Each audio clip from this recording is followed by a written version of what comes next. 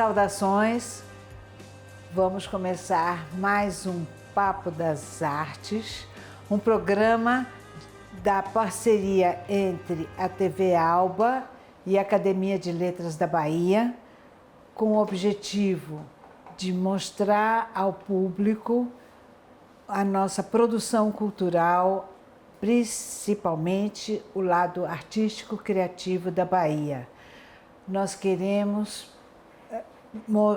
através de entrevistas, mostrar as ideias, os conceitos, os processos de trabalho de artistas de várias linguagens. Abordamos desde artes plásticas, cinema, literatura, faz parte da própria academia, mas a gente promove as artes cênicas, teatro, dança. E hoje nós temos a honra e a alegria de convidar Vavá Botelho, o diretor do Balé Folclórico da Bahia, que está chegando de Nova York com um evento de sucesso. E eu vou falar brevemente quem é Vavá. Walson Botelho, eu conheço desde sempre. É um rapaz que começou nas artes desde criança, desde pequeno, que ele estudou balé, ele fez teatro, jovenzinho adolescente, já entrou em peças de teatro importantes, Deolindo Ticuti, Bocas do Inferno. E ele teve uma atuação muito importante no grupo folclórico de Emília Biancardi, o pioneiro a se profissionalizar na Bahia. E Vavá teve uma formação, graduou-se em antropologia, ele vai falar para a gente, e atuou na gerência e administração cultural do Estado da Bahia em vários cargos, várias situações. E ele, junto com um colega, o grande bailarino Ninho Reis e coreógrafo, criaram em 1988 o Balé Folclórico da Bahia. Infelizmente, Ninho Reis faleceu, mas Vavá continuou, e hoje ele tem como um parceiro que colabora Zebrinha, um grande coreógrafo, além de uma equipe que ele formou, hoje em dia Nildinho, uma grande profissional, entre outros, Ricardo, vários profissionais que acompanham ele desde sempre. E Vavá atuou fora o Balé Folclórico da Bahia, vem atuando em várias atividades cênicas, com espetáculos. Um dos trabalhos fantásticos que ele fez foi dirigir o Boi Vermelho, o Garantido, né, em Parintins, que é um fenômeno. Eu recomendo a todo mundo para conhecer lá no Amazonas, a festa do Boi Bumbá.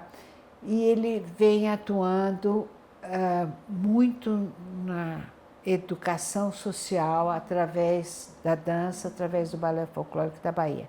Apresento então Walson Botelho. Olá, Lia. Como vai? Tudo bem. Diga, eu vou parafrasear, ou melhor, plagiar mesmo, o nosso Abu Janra, que eu vi uma entrevista linda que você deu para ele há muitos anos atrás. E ele fez uma pergunta irreverente, como tudo que ele fazia, que eu achava linda. Ele perguntou assim para você: quem é você? De onde você vem? E para onde você pensa que vai? Adorei isso. Queria que você se colocasse, se apresentasse. Bom, me parafraseando e me plagiando, talvez eu responda do mesmo jeito que eu respondi a Abu Janra. Eu acredito que eu seja uma pessoa predestinada, né, a fazer o que eu faço. Eu acho que eu nasci com essa missão, né? Porque eu me lembro claramente de 4 anos, 5 anos de idade, eu já estava completamente envolvido nessa situação de estar sempre fazendo parte das pecinhas da escola. Eu era o coelho na Páscoa, eu era o padre ou o noivo no São João, enfim, todas as festas, eu era o Papai Noel no Natal, todas as festas eu estava sempre atuando, sempre fazendo alguma coisa. E depois, já adolescente, no começo da adolescência, no colégio de aplicação, onde eu estudei, foi onde tudo começou a ter realmente uma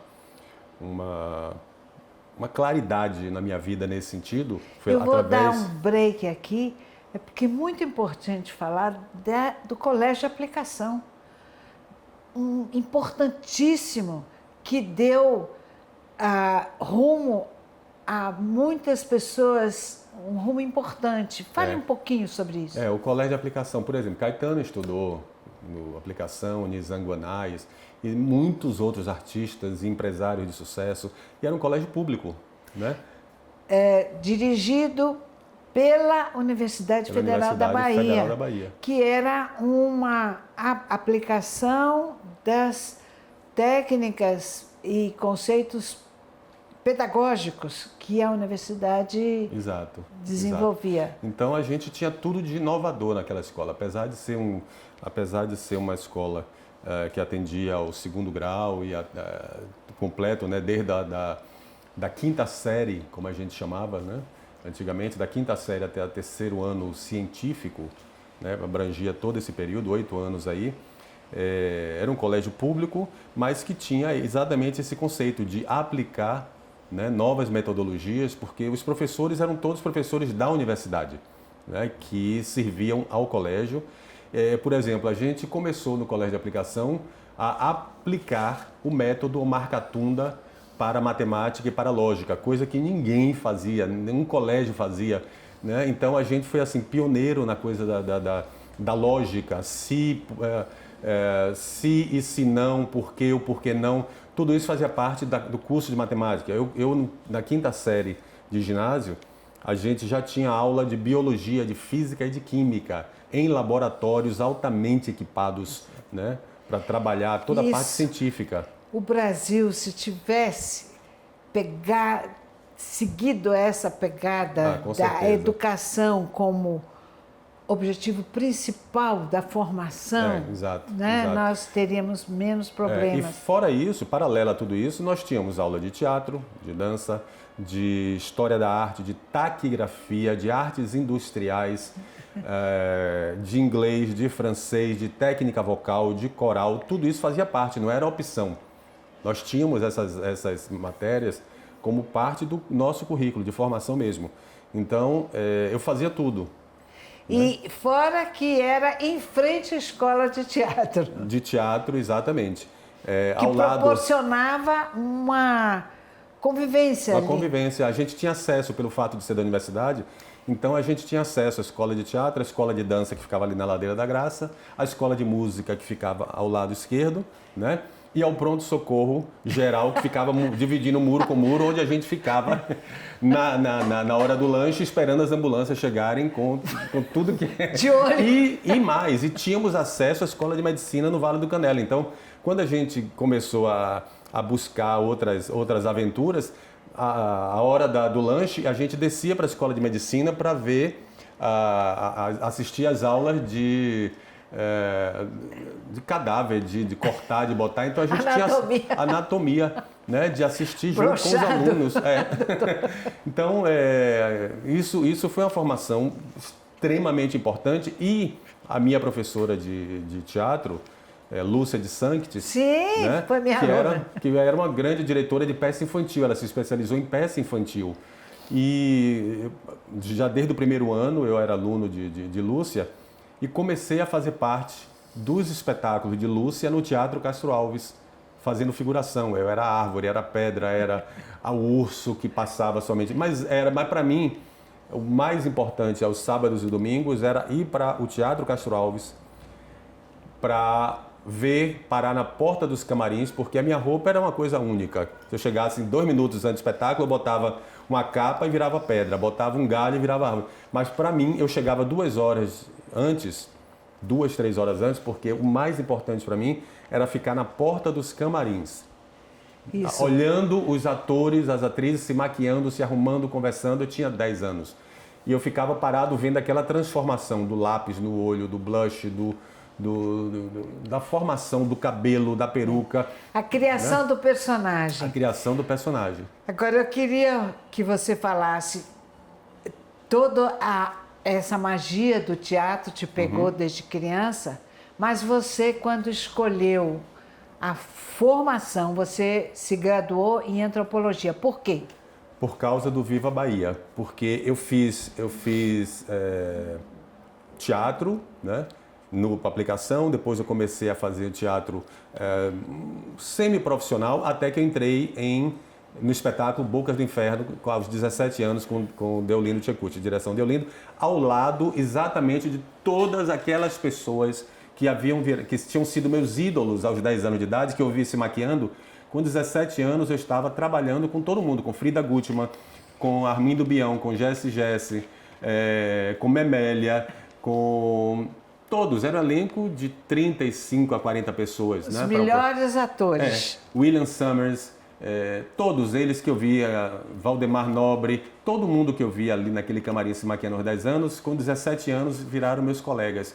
Imagina. Aí eu entrei para essa parte, já comecei a trabalhar no musical, porque o Bocas do Inferno era um musical, né? Onde eu cantava, atuava, dançava, e aí comecei a diversificar um pouco. Ao mesmo tempo, logo na saída do Viva Bahia, eu fui chamado por Ticão, né? Grande diretor também, professor da Escola de Teatro, para participar do Baile Pastoril da Bahia. Ah, me lembro, lindo. Né? Que a direção de Emília Biancardi, a direção musical de Emília Biancardi. Ah, né? Foi aí que você conheceu que Emília a Emília me conheceu, né? E nós fizemos uma turnê, porque nós ganhamos o prêmio Mambembão do Ministério da Educação na época, né? Não tinha Ministério da Cultura, e a premiação era uma turnê pelo Brasil, pago pelo Ministério, e a gente fez essa turnê. Ao retornar da turnê, Emília me convidou para fazer um teste no grupo que ela dirigia, que era o Viva Bahia, que você falou aqui agora, né?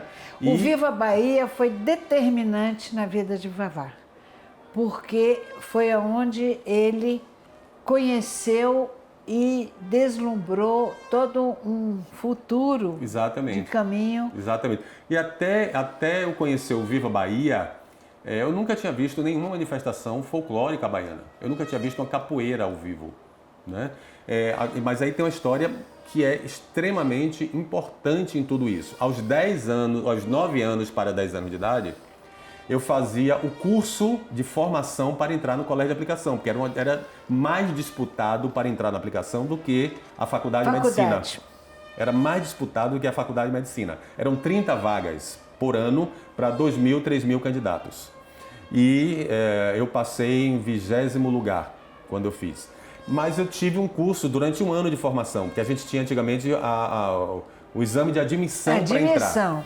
Então, em lugar de fazer um exame de admissão, eu terminei a 5ª série, né? Já estava naquele processo de transição dessa coisa escolar. Eu terminei a 5ª série e fiquei 1 ano fazendo um curso preparatório com a professora Claudemira aqui do lado, na saúde, né? Onde todos os meus colegas, depois da aplicação, faziam também, né? E esse 1 ano, a aula era à tarde, era a partir de 1h30, mas eu pegava carona dos meus pais na hora do almoço para poder ir para a escola, para o curso 1h30. Então eu sempre chegava muito cedo na casa da professora Claudemira, né? E assistindo televisão, como eu sempre ficava antes da escola começar, eu vi no jornal de meio-dia, no jornal Hoje de meio-dia, uma matéria sobre um grupo de dança, um grupo folclórico, que eu não sabia que era grupo folclórico, não tinha entendimento do que era isso, de um grupo que estava viajando em turnê para a Europa, né? E aquilo me deixou completamente louco quando eu vi aquelas imagens de uma mulher dando entrevista na televisão, um dançarino que saía de dentro de uma moita, de umas árvores. Isso foi gravado no Parque da Cidade. Parque da Cidade tinha acabado de inaugurar, e esse dançarino que saía, pessoas dançando no meio do Parque da Cidade, e aquilo eu fiquei louco com aquela imagem. Eu me lembro muito bem dessa situação. Pois eu vou cortar agora, porque nós vamos deixar para o segundo bloco para a Vavá falar sobre o Viva Bahia, determinante na carreira de Walson Botelho. Próximo bloco a gente continua.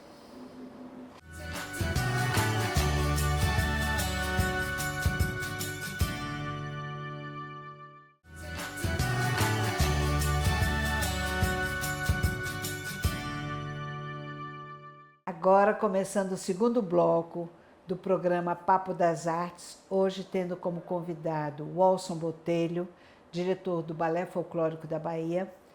Eu vou pedir para ele falar sobre como ele entrou para o grupo Viva Bahia de Emília Biancati. Bom, então, como eu estava falando, entre 9 e 10 anos, que eu assisti na televisão o Viva Bahia, quando eu saí, então, da turnê do Baile Pastoril, Emília me convidou, mas eu não tinha a menor ideia quem era Emília Biancardi, não tinha a menor ideia de absolutamente nada. E quando ela me disse, olha, vamos fazer um teste, você passa lá em casa, porque eu tenho um piano lá e a gente vai fazer um teste vocal com você, para ver se você se adapta ao tipo de trabalho. Eu fui até a casa de Emília, aqueles apartamentos antigos no bairro de Nazaré, grandes e com a sala, antes de você entrar na sala, tem uma antessala com uma parede que ficava em frente à porta. Então, na hora que ela abriu a porta, para mim, a imagem da parede em frente à porta era um pôster que tomava a parede inteira, um pôster de 2 metros mais ou menos de altura, tomando a parede inteira com a mesma imagem, a mesma, que possivelmente tenha sido feita uma foto no dia em que eles estavam filmando no Parque da Cidade. Algum fotógrafo fez a foto daquele momento em que eu vi na televisão do dançarino saindo do mato. E que marcou você. E que marcou. Então, quando ela abriu a porta, eu olhei para aquela imagem. Me remeteu aos 10 anos de idade, isso eu tinha 18 anos mais ou menos. Me remeteu aos 10 anos de idade, eu disse, esse grupo é aquele grupo que eu vi com 10 anos de idade, e essa mulher foi aquela mulher que deu entrevista na televisão, que marcou. E este dançarino que está aqui é o dançarino que já trabalha comigo, que fez algumas coisas comigo, era Ninho Reis, né? Nossa, era Ninho! Então eu disse, bom, então todo esse caminho me trilhou até aqui. Eu fiz o teste, um mês depois a gente viajou em turnê para o Caribe, foi assim que eu entrei no Viva Bahia. O Vavá, ele desde cedinho, desde novinho, demonstrou uma capacidade administrativa de gerenciar as lides culturais e cênicas especificamente, de espetáculos de dança, teatro, música, musicais. E eu o conheci quando eu era diretora de artes cênicas, música e artes cênicas na Fundação Cultural do Estado da Bahia, e ele atuava nessa área onde ele desenvolveu uma carreira importante nessa parte gerencial de cultura. Eu queria que você falasse de todas as atividades que você vem exercendo ao longo de sua carreira.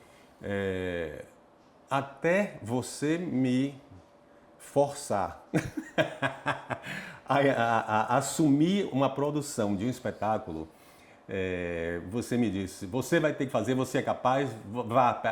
Eu trabalhava no departamento de dança, ainda não era gerente do departamento de dança, né, que você me convidou para ser depois. Eu fazia a produção do departamento de música e arte cênica, que você era diretora geral, e o grupo que você montou, o Vira-Volta, onde eu fiz audição para dançarina, evidentemente não passei, fiquei atuando, ajudando na produção pela Fundação Cultural, mas você me convocou, né, e disse, você vai fazer isso, pega isso. Então foi a partir daí que eu entendi e comecei a atuar nessa área de produção e de administração. Eu simplesmente reuni todo o material do espetáculo que você estava montando, Sertania, juntei tudo e, através do professor Edivaldo Brito, que foi o meu grande mentor na vida profissional e pessoal, ele conseguiu para mim uma reunião com o diretor de marketing do Banco Econômico, né, que estava completando 100 anos naquela época, né? E aí eles estavam fazendo várias ações, comemorações, e ele disse, olha, vá conversar com essa pessoa, porque eu já conversei com ele e você vai mostrar o trabalho de dia tal. Então eu cheguei, expus todo o material para ele, conversei com ele, quando eu terminei ele fez assim, ok, está confirmado, nós vamos patrocinar o espetáculo e vamos patrocinar a turnê do Grupo Viravolta com Sertania. E aí eu fechei, fui até um telefone público, não existia celular, liguei para a Lia e disse, Lia, consegui tudo, fechei tudo. Ela, o quê? Eu disse, fechei tudo, Como vamos assim? fazer espetáculo, vamos ter tudo do jeito que a gente quer, ainda vamos fazer turnê com patrocínio do Banco Econômico. Então foi a minha primeira atuação, né, na produção, na administração, e não larguei mais. E de sucesso. A partir daí você me convidou então para fazer a gerência do departamento de dança. Depois eu fui para o Teatro Iceia, onde eu fui diretor durante 2 anos. Fui para o Balé Teatro Castro Alves também fazer a direção de produção do Balé Castro Alves. Assim, a gente fez inúmeras turnês pelo Brasil e tomei gosto por isso. E uma coisa que me ajudou muito a entender esse meu lado sem deixar qualquer resquício de saudosismo ou de arrependimento ou de frustração, principalmente. Conversando com Luiz Arrieta, um grande coreógrafo argentino que veio montar uma coreografia no Balé Teatro Castro Alves, a gente se tornou grandes amigos. Uma não, ele montou 11 coreografias. 11 coreografias. Eu me lembro perfeitamente, a gente dançando, a gente descendo a Contorno, saindo para jantar após algum ensaio, conversando sobre ele, sobre minha vida, sobre a vida dele. Aí eu perguntei para ele por que ele tinha parado de dançar. Estava só atuando como coreógrafo. Ele disse, chegou ao ponto que eu me senti muito mais necessário nessa área do que num palco atuando. Isso, na hora, bateu na minha cabeça. Eu não tinha saudade de palco, não tinha mesmo. Mas isso foi o suficiente para entender que eu era muito mais necessário fora do palco do que dentro do palco. A função, o seu papel, era mais importante para as artes cênicas. E para mim também. E para mim, eu me sentia muito mais... Exatamente. Eu me sentia muito mais seguro fazendo aquilo que eu estava fazendo. Sabia que eu tinha uma importância maior para mim mesmo. Sabe, duas informações interessantes. Quem trouxe Luiz Arrieta para a Bahia fui eu. Uhum. E deu tão certo que ele voltou 11 vezes, né? E depois disso eu me afastei, eu pedi afastamento do Teatro Castro Alves. E Arrieta hoje, já um senhor idoso, voltou a dançar, está dançando. Exatamente. Porque a sua função foi cumprida. Ele completou o ciclo, né? E dança lindamente. Lindamente. Lindamente. Ele é Mas voltando. Você, quando criou com Ninho Reis, em boa hora, o balé folclórico, você já tinha consciência do que é folclore? Quando eu entrei no Viva Bahia, eu fui tomando essa consciência, porque Emília Biancardi, minha grande mestre, eu tenho quatro pessoas extremamente importantes na minha vida, assim, fundamentais. Você, Emília Biancardi, Carlos Moraes e o professor Edivaldo Brito. Foram as pessoas que me deram todas as réguas e compassos e lápis e canetas e borracha para pagar o que estava errado. Absolutamente tudo. Obrigada por me incluir porque nessa de cada um eu tenho um pouquinho. Então, eu comecei a entender essa questão da cultura popular, do folclore, com Emília Biancardi, e por isso eu fiz antropologia, porque eu queria entender mais, eu queria aprofundar mais o estudo, porque apesar de Emília ser a minha grande mestra nessa área, eu achava que podia ser melhor. Para ser melhor dentro daquilo que eu fazia com ela, eu precisava conhecer um pouco mais, não chegar ao conhecimento dela, jamais conseguirei. Porque ela era uma pesquisadora de campo, né? De campo. Então, eu jamais chegaria àquele ponto, mas eu tinha a necessidade de entender melhor aquilo de uma forma mais científica, né? Então eu escolhi fazer antropologia por isso. Uma coisa que me ajudou muito também foi ter sido colega de escola no social de Ana Pessoa Souza Castro, filha de Guilherme Souza Castro e de Eda Pessoa. 2 antropólogos, assim, né, mestres, que foram meus professores na universidade, que moraram muitos anos na África. E assim, Eram seus vizinhos, não foi? Meus vizinhos. Meus sábado e domingo eram na casa de Aninha. Arrodeado de quem? De professor Vivaldo Costa Lima, de Júlio Braga, de Betânia, de Caetano, porque eles eram parentes, né, de Betânia. O Guilherme é primo da família Veloso. Então, o meu convívio aos fins de semana era com essas pessoas. Então, imagine eu, nessa idade, né, acabando minha adolescência, 17, 18 anos, convivendo com essas pessoas, tendo passado pelo espetáculo de Deolindo, O Boca do Inferno, onde Jesse tinha acabado de separar de Vinícius, mas o convívio na casa de Jesse aos fins de semana, onde eu estava presente o tempo inteiro, era com Elis Regina, com Clara Nunes, com Milton Nascimento, com Elba Ramalho, com Alcione. Era o meu fim de semana, 17 anos, eu passava fim de semana sentado num sofá, conversando, comendo feijão de mão, fazendo bolinho de feijão de mão com Milton do Nascimento do lado, fazendo composições, né? Com Elis Regina, com Clara Nunes, ajudando Alcione a fazer o primeiro show dela aqui em Salvador, no Vila Velha. Oh, que linda, lembro. Porque Jesse chamava a gente, convocava, e o que é que a gente fazia? A gente pegava latas de gás, que antigamente botava palmeiras nas latas de gás, enrolava com papel de presente, né? Era assim que era a decoração. Era uma palmeira de um lado, papel uma palmeira crepom. do outro, uma palmeira de um lado, a palmeira do outro e uma coxa de retalho no fundo. Foi o primeiro cenário de Alcione aqui, no Teatro Vila Velha. Isso tudo porque a gente fez para ajudar. Então, o meu convívio era com essas pessoas, né? 17, 18 anos, eu convivia nesse mundo já. Então, eu consegui, assim, desde cedo, ter esse entendimento sobre as artes. Talvez não tivesse a consciência completa do que estava acontecendo na minha vida. Então, quando eu fiz antropologia, o Viva Bahia acabou exatamente nesse período. Emília Bencar, depois de 20 e tantos anos, resolveu acabar o Viva Bahia, foi morar nos Estados Unidos. Ninho Reis foi morar no Canadá e eu terminei a antropologia na faculdade. E, ao terminar a antropologia, não existia Viva Bahia, não tinha Ninho Reis. O que é que eu ia fazer? Comecei a trabalhar com alguns grupos folclóricos aqui em Salvador, esses que se apresentavam em restaurantes, mas não tinha, evidentemente, a dimensão daquilo tudo que eu tinha absorvido do Viva Bahia, e depois de ter passado uma faculdade, né, era o comercial somente, e aquilo não me interessava. E eu não queria de jeito nenhum fazer parte daquilo. E não queria também ser acadêmico, não queria ser professor, não queria voltar para a Fundação Cultural, porque eu continuava trabalhando na Fundação Cultural. Fazer o que da vida? Foi quando as pessoas começaram a me incentivar. Faça um grupo seu, monte um trabalho seu. Ninho voltou do Canadá, a gente esboçou alguma coisa em setembro de 87, e daí Ninho foi para São Paulo fazer um espetáculo. Nós montamos o Maculelê, ele foi para São Paulo com o grupo que nós montamos de Maculelê e lá ficou. Maculelê foi a primeira coreografia? Foi. E ele foi para passar um fim de semana com o pessoal do que a gente estava trabalhando e ficou em São Paulo.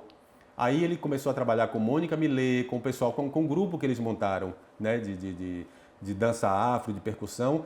O pessoal voltou e eu dei seguimento ao trabalho do grupo folclórico, que nem nome tinha, e Ninho só retornou em março de 88. Eu já tinha praticamente o trabalho todo pronto, o grupo Você organizado. fez a estrutura? Tudo. Quando ele voltou em março, foi quando o Balé Castro Alves, onde eu estava trabalhando, foi convidado para o Festival de Joinville. Eu era diretor de produção, então eu cuidei de toda a parte da produção da ida do Balé Castro Alves para Joinville, onde um trabalho de Antônio Carlos Cardoso e Armando Pequeno estava sendo montado para estrear no Festival de Joinville em 1988, que comemorava 100 anos da abolição da escravatura no Brasil. E eles montaram essa coreografia especialmente para o Festival de Joinville, uma encomenda do festival. E o diretor do festival me perguntou se eu conhecia algum grupo folclórico em Salvador, porque eles queriam levar um grupo folclórico para fazer essa comparação, né, de um grupo profissional como o Balé Castro Alves, que ia montar um trabalho na linha moderna, contemporânea, e um grupo folclórico raiz, né, digamos assim. Eu disse, olha, não é nem ético eu falar para você, porque eu sou o diretor de produção do Balé Castro Alves, estou indo com o Balé Castro Alves para uma grande estreia, mas eu tenho um grupo folclórico que a gente atua desde setembro do ano passado e tal. Contei minha história para ele, ele disse, então eu quero que vocês venham. Como é o nome do grupo? Eu disse, não tem grupo, não tem nome, não tem nada. A gente atua fazendo show para turista, em hotéis, né, em eventos, congressos. Ele disse, mas tem que criar um nome para esse grupo. Como eu tinha, durante o Viva Bahia principalmente, viajado o mundo inteiro com a Emília, e naquela época as companhias folclóricas viajavam o mundo inteiro, do México, principalmente as companhias da União Soviética, vinham muito aqui à Bahia e se apresentavam, e era sempre grupo, balé folclórico do México, balé folclórico da Hungria, balé folclórico da Rússia, balé folclórico... Na minha cabeça, na hora, no telefone, eu disse, bote balé folclórico da Bahia.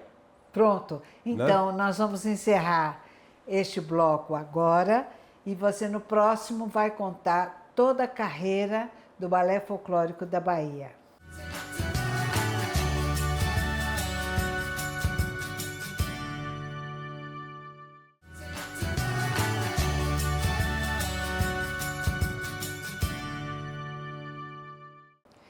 Voltando ao terceiro bloco do nosso programa Papo das Artes, hoje tendo como convidado o Walson Botelho, diretor do Balé Folclórico da Bahia.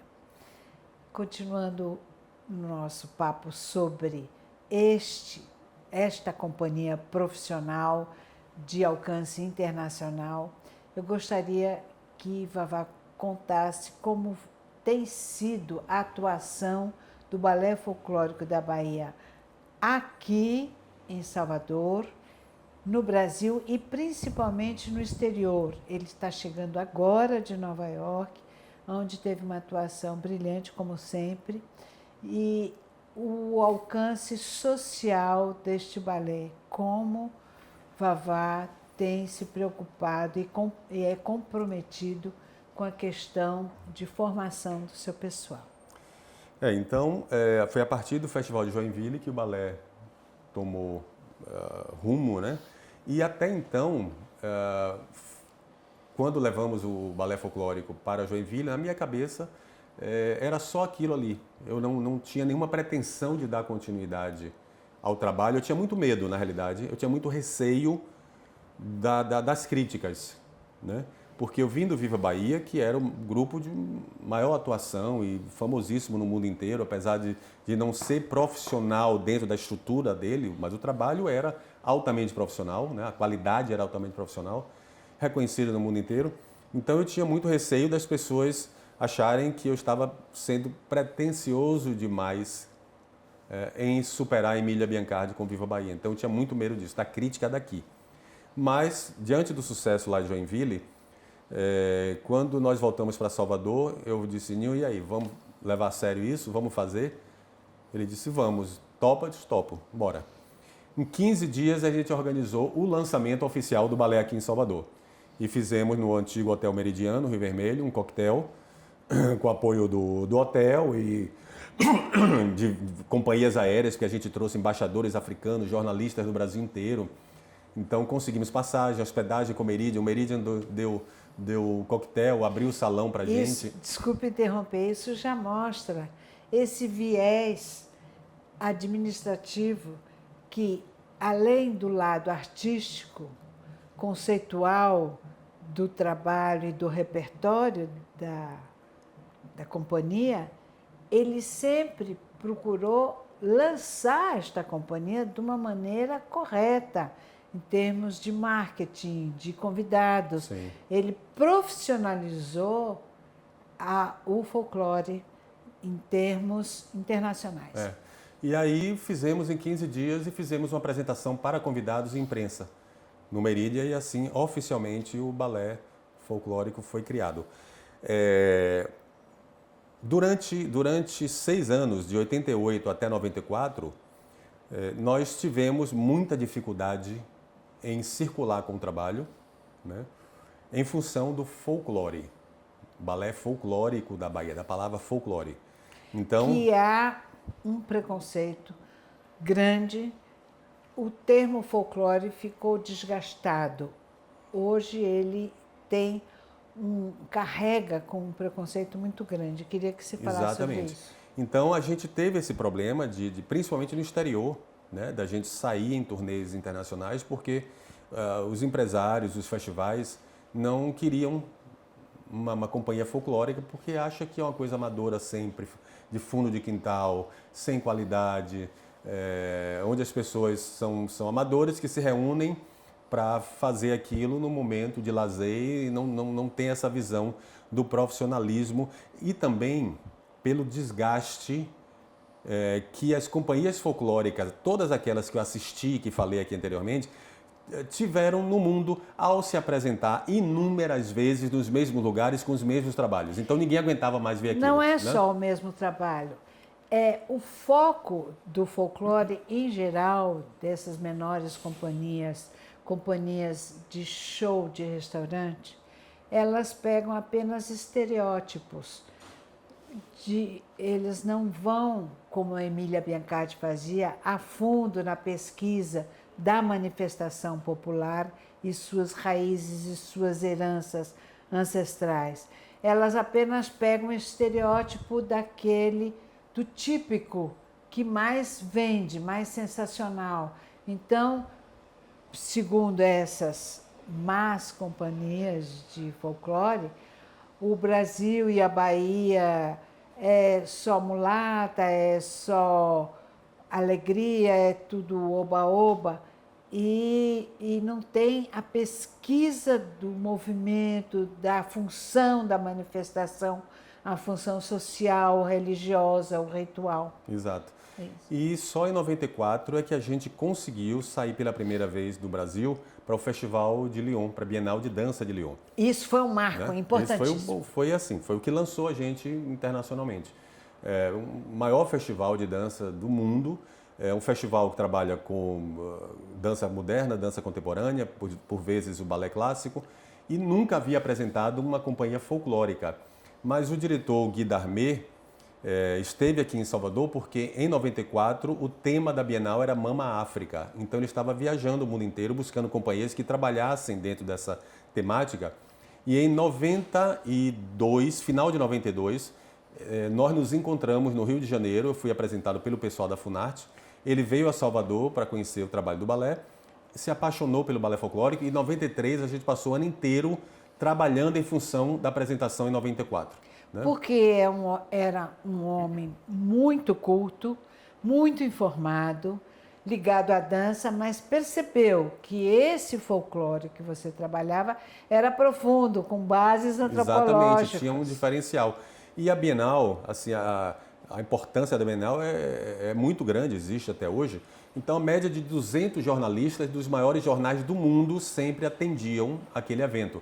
E foi a partir daí, na coletiva de imprensa do nosso espetáculo, na véspera da nossa estreia em Lyon, é que jornalistas do mundo inteiro, inclusive e especialmente a Anna Kisselgoff, do New York Times, a mais importante jornalista crítica de dança do mundo em todos os tempos, né? Chefe do departamento de crítica do New York Times por 50 anos, assistiu o nosso espetáculo e escreveu uma matéria de 2 páginas inteiras sobre o balé folclórico, que a gente não tinha conhecimento, inclusive. Eu só fui saber dessa matéria quando eu comecei, 15 dias depois da nossa apresentação em Lyon, a gente já tinha retornado, comecei a receber fax de todos os empresários do mundo querendo contratar o balé com base na matéria do New York Times.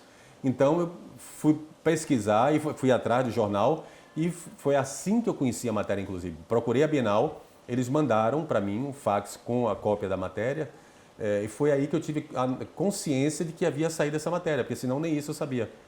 E aí, depois, quando me vi nessa situação, eu disse, o que é que eu faço agora? Eu não tinha a menor ideia de como dar um cachê em dólar ou em euro, de como tratar artisticamente internacionalmente, né?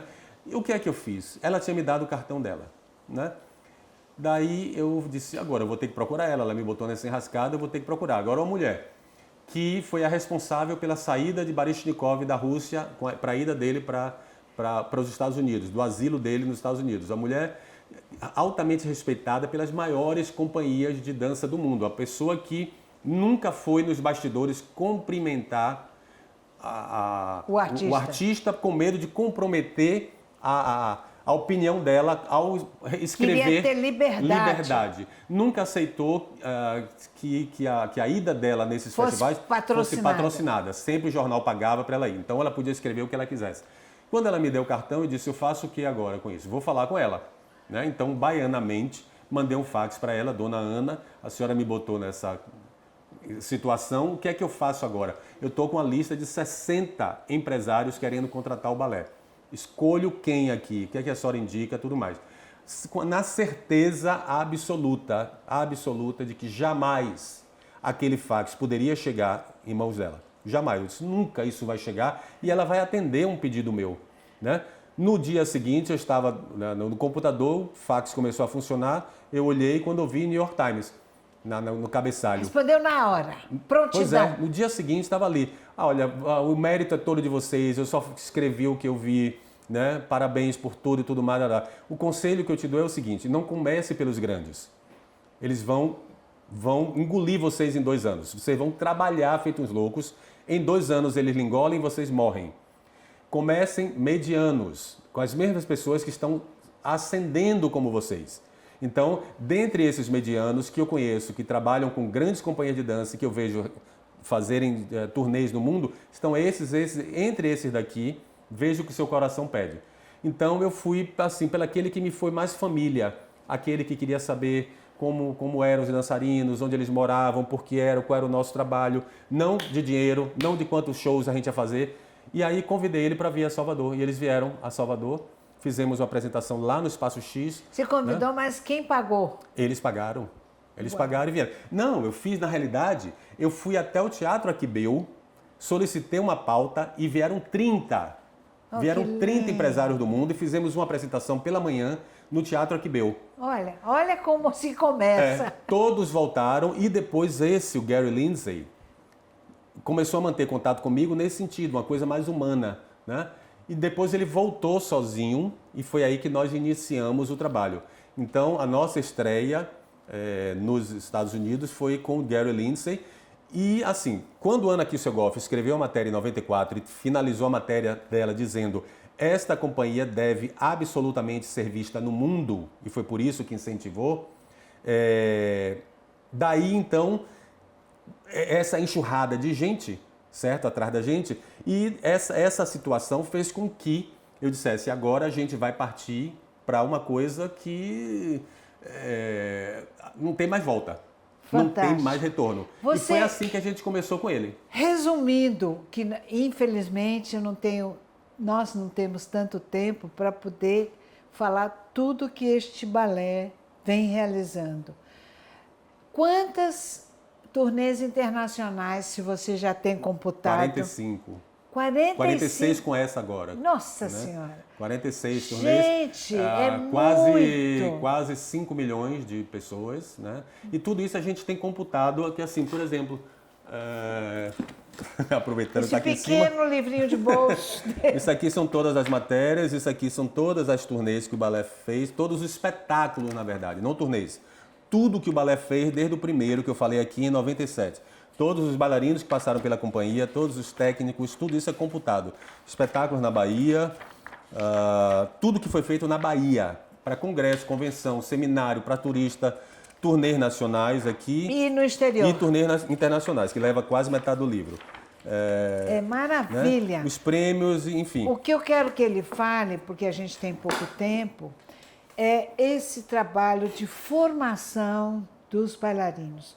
Porque além de Vavá dirigir uma companhia altamente profissional, uma das mais profissionais do Brasil, a gente não tem nem 10 companhias profissionais no Brasil, sem um patrocínio permanente, ele tem apoios eventuais, tem um apoio do Estado, da prefeitura, mas ele não tem um patrocinador que banque como o Corpo tem, como Débora Coker tem, mas vem se mantendo. Só que Vavá tem um trabalho importantíssimo social E desse trabalho social é que ele forma bailarinos e os bailarinos findam, depois de formados, integrando a companhia. Fale brevemente São sobre mais de isso. 900 bailarinos que já passaram, foram formados nesses 36 mais anos. que uma escola. 36 anos de balé hoje, mais de 900 bailarinos, fora músicos e cantores e técnicos, né? Sim, porque a companhia não é só de bailarinos. Ele tem excelentes cantores, aquela cantora antiga, como é que ela Dora. Dora, maravilhosa. Excelentes percussionistas, são mestres, grandes mestres. Não é só Dora. E esses bailarinos, como é que você formou os bailarinos? Os bailarinos, eles vêm através de audição ou passam na porta, ouvem o barulho, querem fazer parte. Tem, por exemplo, a história de um bailarino que foi nosso durante muito tempo, que foi o José Valdo, que hoje é Val Perret, ator da Globo, de várias novelas e tudo mais. Val, ele era carregador de caminhão, de engradado, de refrigerante ou de cerveja, não lembro. Estava parado na porta do estúdio que nós tínhamos lá em cima. Quando eu cheguei 2 horas da tarde, Zebrinha estava dando aula, vi ele com um engradado na cabeça, fazendo carreto para um bar. Eu olhei para ele e eu disse, você já dançou alguma vez na sua vida? Ele disse, não. Eu disse, quer subir aqui para ver? Ele disse, vejo. Botou engradado no chão, subiu, ficou na escada. Eu disse, tá de short? Não. Tá de sunga? Tô. Quer experimentar fazer? Ele disse, quero. Aí tirou a calça, fez uma sequência, não era nada com nada, era melhor carregar engradado, né? Mas eu disse, tem condição. Dá. Eu disse, brinha aí, volte amanhã. No dia seguinte ele voltou e ficou com a gente uns 3 ou 4 anos, depois virou ator, fez com o Fernando Guerreiro, quando o Fernando comemorou não sei quantos anos de carreira, fez Ecos, e foi daí que ele começou a carreira e hoje em dia é ator da Globo.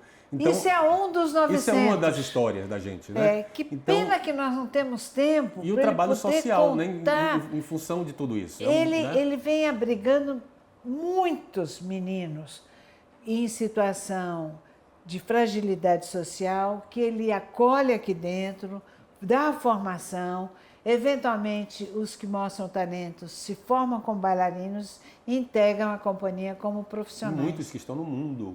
Isso. Né? Quantos Muitos. Você calcula mais ou menos? Mas desses 900, fora os que estão aqui, os outros estão no mundo. Os outros estão no mundo. Agora mesmo eu estava com o Slim, eu estava com o Durval coreografando os trabalhos lá, Slim grande coreógrafo, todos do Alvinelli, solistas do Alvinelli, Durval professor da escola atualmente, do Alvinelli, todos que passaram, que estão na Europa, e os musicais, né, do mundo inteiro, Rei Leão, Tarzan, Aladdin, todos os musicais da Disney.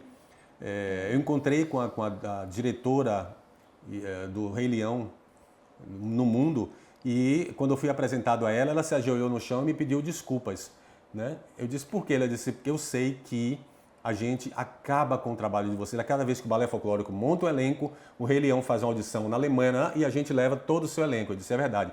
Eu disse, no dia que eu tiver condição de pagar o que você paga, eu vou destruir o Rei Leão.